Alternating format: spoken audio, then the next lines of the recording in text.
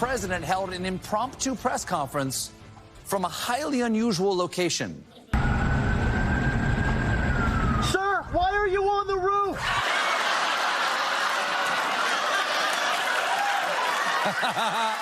That's nice.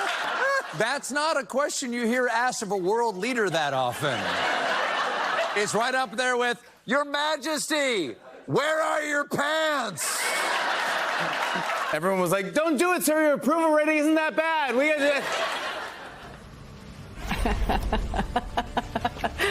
Well, I don't know. Hi, everybody. It's 5 o'clock in the East. Late Night Host had a field day with something that was happening almost exactly 24 hours ago. Trump did some really bizarre rooftop wandering yesterday. Turns out Americans are getting tired of pretending there's nothing to see here, that it's all totally normal to have a world leader, president, wandering around the roof and shouting from it.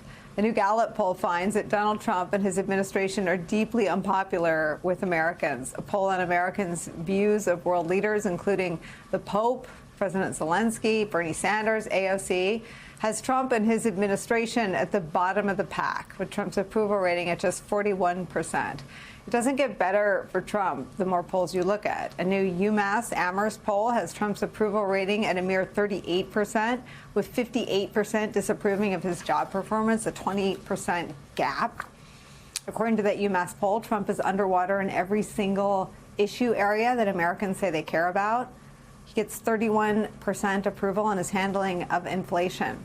Immigration, 41%. Jobs, 37%. And just 31% of Americans approve of Trump's handling of his pet obsession of tariffs.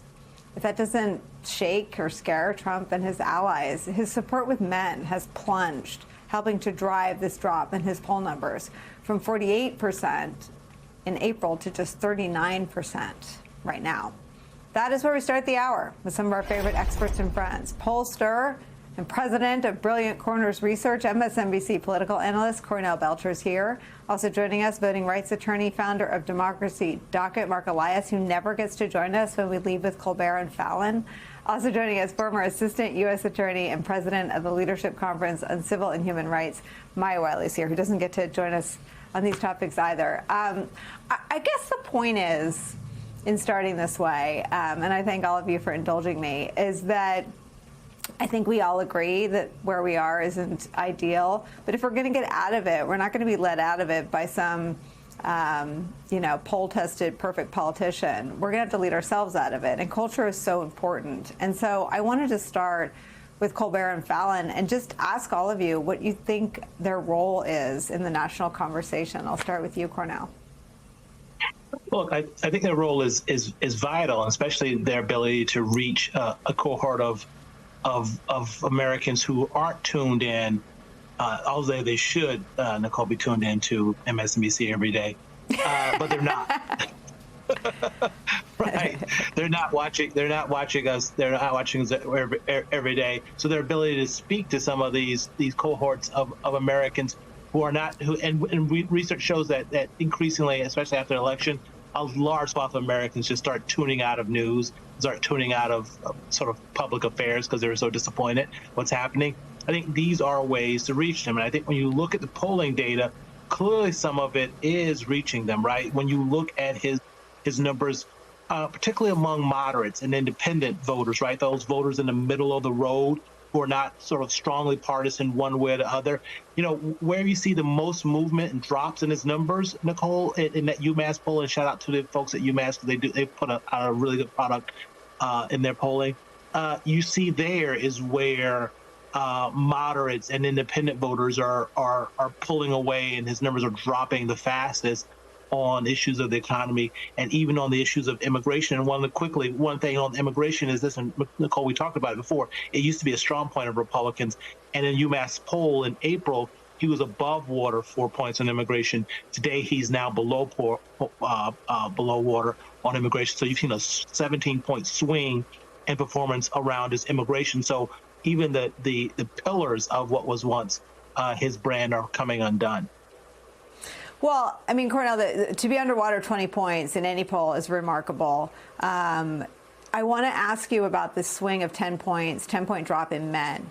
I was sort of late to the game and paying a lot of attention to the manosphere, to Joe Rogan and the other figures in the manosphere.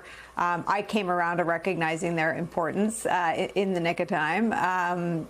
Trump benefited enormously from the airtime and the association with figures like Joe Rogan and Andrew Schultz and Theo Von and others. And I think knows it. I mean, I think Melania went on book tour and credited their son Barron with devising the strategy that delivered the White House to Donald Trump the second time. So I don't think that the Trump coalition would disagree at their import.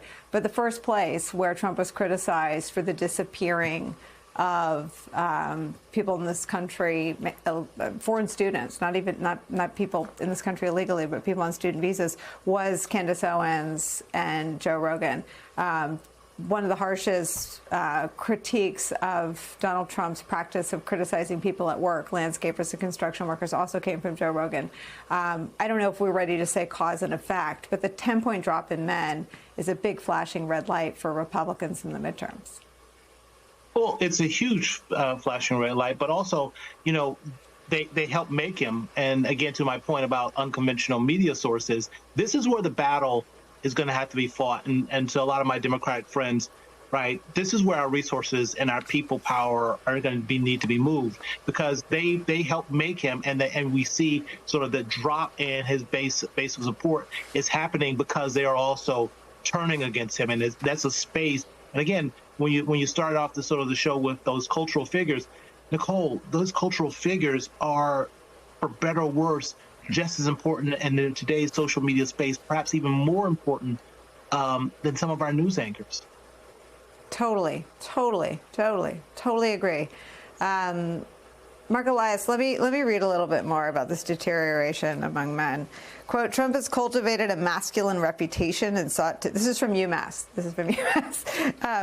Trump has cultivated a masculine reputation and sought to build support among American men. But strikingly, we find that support for Trump has deteriorated most substantially among members of this group, says one UMass pollster. In April, Trump enjoyed approval from 48% of men, compared with 39% of women. Now only 39% of men express approval of Trump, compared with 35% of women. When I got to cultivated a masculine reputation, I had to make sure people know that I wasn't saying that. There's nothing about the whole look that reads masculine to me, but that's just me.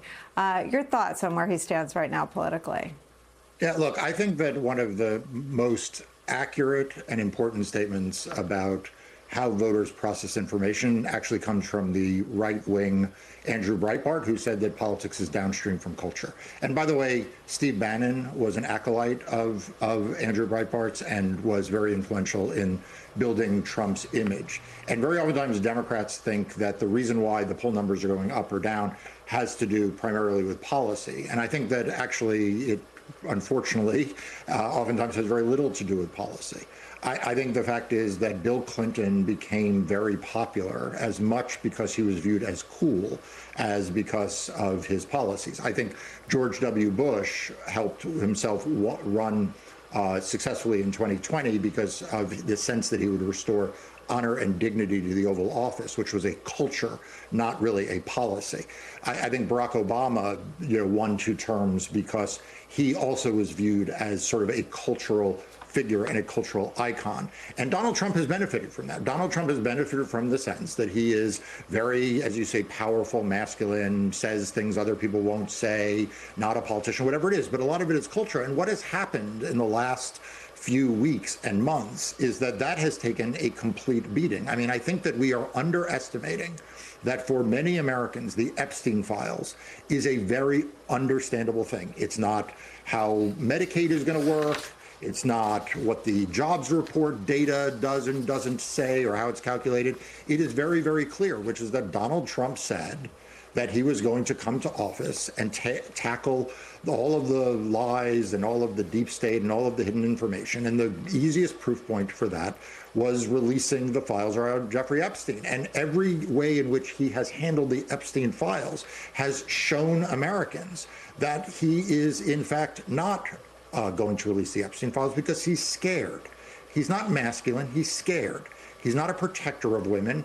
He's scared of what are in the Epstein files.